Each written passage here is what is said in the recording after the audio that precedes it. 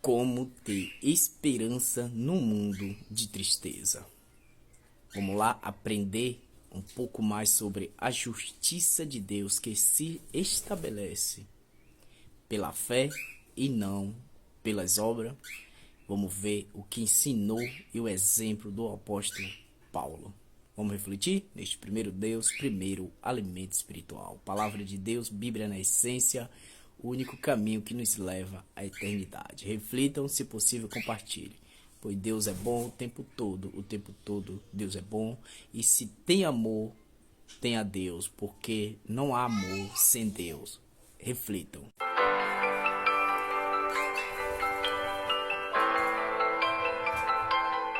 Paz seja convosco. Olá, querido amiga, olá, querido amigo. Que bom estarmos juntos para mais um momento de reflexão na palavra de Deus. O conselho é o mesmo. Não saia de casa sem antes ouvir a voz de Deus através da sua palavra.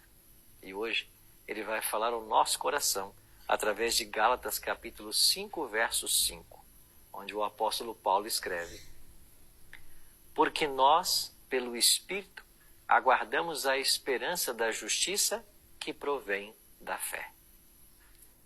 Quando você olha para as coisas tristes que acontecem no mundo, que tipo de esperança você consegue ter?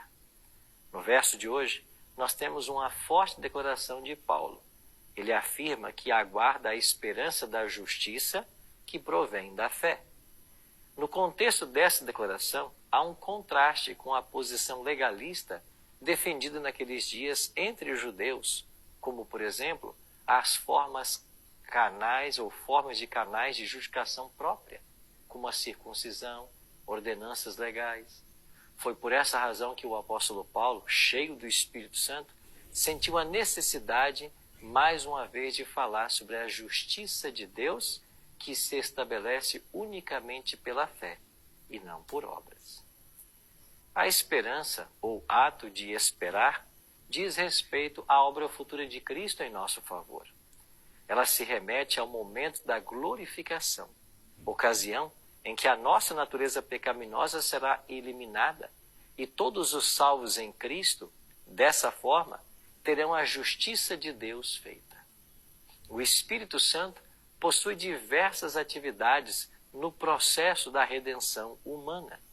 Em outros textos da palavra de Deus, o Espírito é chamado de Espírito de Deus, Espírito de vida, Espírito de verdade, Espírito de fé, além de outros títulos.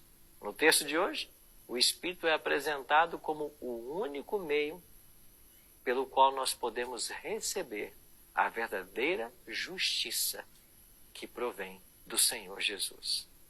Sendo assim, nossa vida experimentará a tão almejada transformação. E é pela fé derramada em nosso coração que nós então somos justificados, santificados e finalmente glorificados quando Ele voltar.